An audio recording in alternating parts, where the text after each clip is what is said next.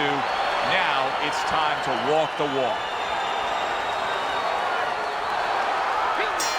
Here we go. Round number one, scheduled for 6. Green's a clear-cut underdog. There's no denying that. He's in very tough tonight. This is a step up. Today's graduation day, Joe. And if he succeeds here, it's going to be a good job in his future. Jake LaMotta is the kind of boxer that wants to do just that. Find the target, get the combination working, land both punches.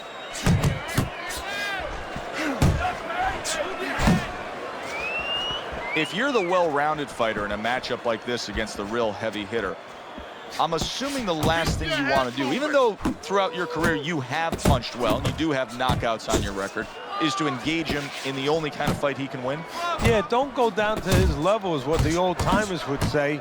You know that you can win so many ways. Why go into a place that is the only place he has a chance? Green's left landing well. A good, clean, old 1-2 by Jake LaMotta. Oh, you see him with the left of the head there? Right hand downstairs.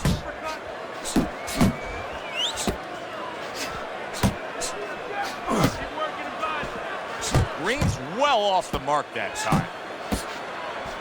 Protecting his head well with his guard. Nice strike after catching one by Green. Finish with the hook.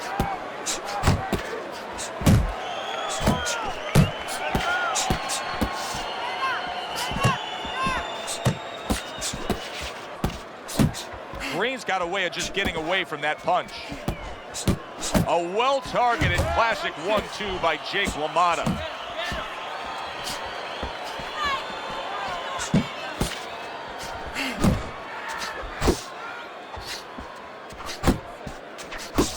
Not hitting his mark there, going upstairs. Takes one, but gives one. Good work by Green. Come to the end of the round. Always interesting to see how things will play out in our fights. Teddy, it's always great anticipation when we come sit ringside and the build-up of what's going to happen. Yeah, it is. And it's always great having a little electricity in the crowd. You know, it helps. I know it helps me with the broadcast to know that you have these passionate fans that are around. Good 1-2 by Green. What a great job. He gave one right back in return. Nice work by Green. Keep that head moving. LaMotta's doing exactly what you should to be a strong defensive fighter. You got to block those punches away.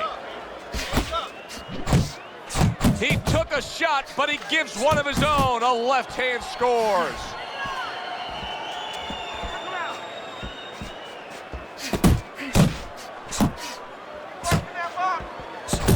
Good block. Combination to the head. And now we got a fight. He fires back a right hand of his own. And he ties up on the inside. Well, we're seeing two guys here tonight do their thing, Teddy, but it's what they do in the lead up to the fight that really counts. Typically, how long should a training camp be? Well, you know, it's all about the calendar, Joe, when the fight is and when your last fight was. If you're coming off a fight, you can shorten up that training camp. You know, maybe even give him a week off. You don't want to overtrain a guy. Maybe you only have maybe a 4-week camp if you're coming right off a fight. But traditionally, if you have a spot of time, I like about 8 weeks to really get everything ready, where you don't have to rush anything. You can take care of the physical part and the technical part. Blocks the headshot. What an excellent two-punch combo by Jake LaMotta. Oh, keep your feet moving.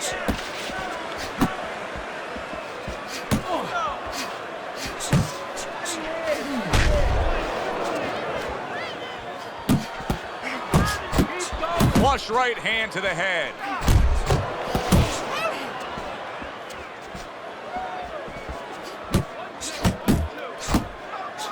Needs to improve that accuracy. Missed with the headshot. Final 10 seconds of round number 2. Good looking right hand after he got hit.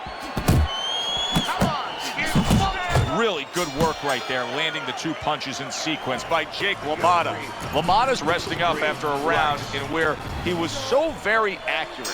And Teddy, if you want to have one single quality out there as an offensive fighter, accuracy is among the ones you want to have. Yeah, to be accurate, that means you have to be calm. And you have to be smart, that you know that you're putting the punches in certain specific places for a reason. And boxing is not just about the strongest guys. It's supposed to be, and it usually is, about the smartest guys. Well, I don't know if he's hip to the idea of becoming a counterpuncher, but I get the sense you'd agree with it. Yeah, definitely. I mean, he's got the perfect platform, the perfect form for it. The guy's walking in right now, not moving his head much. He can time him, he can counter him. One of the fastest punches in the game. You see how he just turns over that hook? And a good solid 1-2 combo by Jake LaMotta. Green's defense did a good job there, able to avoid that punch.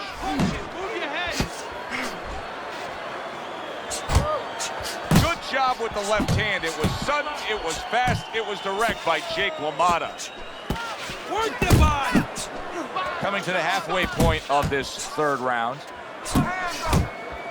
Green's way off the mark. That punch didn't have a chance.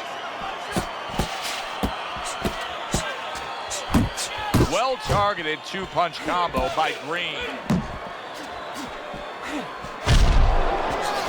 Just like that. Oh, and he got caught right there. Everything was going fine, and then he got caught. Well, that's the problem. Was going too fine. He got a false sense of security. The other guy wasn't throwing back. He took for granted, and bang. And all of a sudden, the tables turned. Solid. One-up hook to the body, and he is down and in bad shape. 1, 2, 3, 4, 5. Green's getting back up to his feet after being knocked down. The combo lands upstairs. How about a return to sender with the left hand? Oh, that's good stuff. Firing right back with one of his own. Good work by Green. Lands flush with the combination upstairs. And round 3 comes to an end. LaMotta's enjoying a big lead here, Teddy, and we talk about this often as we begin round number 4, up 3 to zip on your scorecard. When you have scored a knockdown that early in a fight, a real hole for your opponent to try to overcome. Yeah, because now he has to start taking chances that maybe weren't in the game plan. And as he takes chances, gets a little reckless, and as you're seeing, gets caught more. Green's coming out to fight this round after being knocked down in the previous round. Teddy, any idea? Do you think he's recouped enough here? Well, we're going to find out very quickly by looking at his legs. You're going to look downstairs just like you look downstairs in the basement of a house to see whether or not those bricks are in place or whether or not some of the mortar has kind of disappeared and the bricks are a little loose. You want to see if those legs are stable, if they're firm.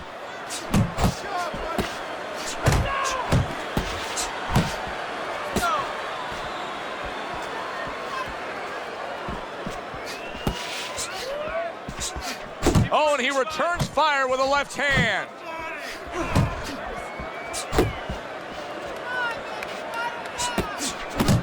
Left hook, right hand, well done, especially to the body. Big left hand from Jake LaMotta.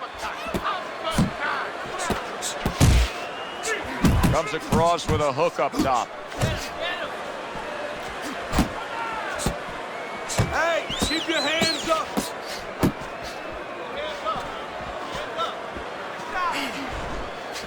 Well placed, straight right hand.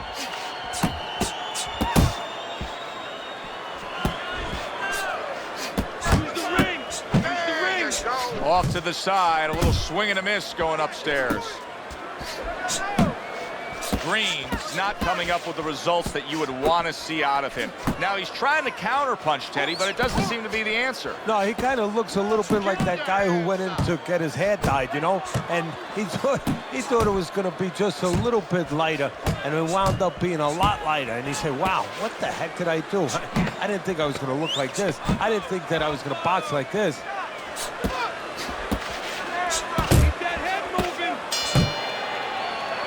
Well, you can just mark down another round for him there with this accurate, precise punching. How does his opponent escape from that? You got to use feints. You know, feints is really the Achilles heel to timing. I mean, you feint him and you throw his timing off. You let him think something's coming. What a big shot. Can he get up from this? He's done it before, but can he get up from a second time down?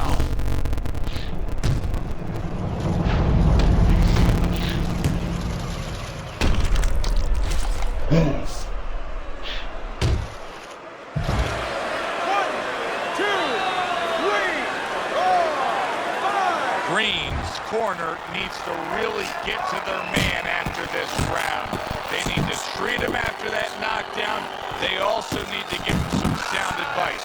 What's the advice you give him? Well, first of all, if they're going to get the chance to get to him, he better move his head. But the advice I would give him is, hey, you go out this next round and you kill some time. Tie him up a little bit right from the beginning.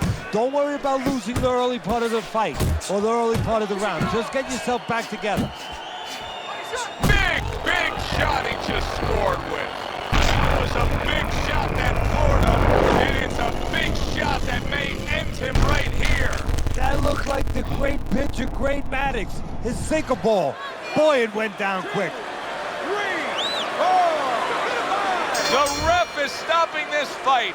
Reigns not going to hear from those judges. He's a knockout victim. Now that's how you end a fight right there. Yes, he was controlling throughout, but he made a good, clean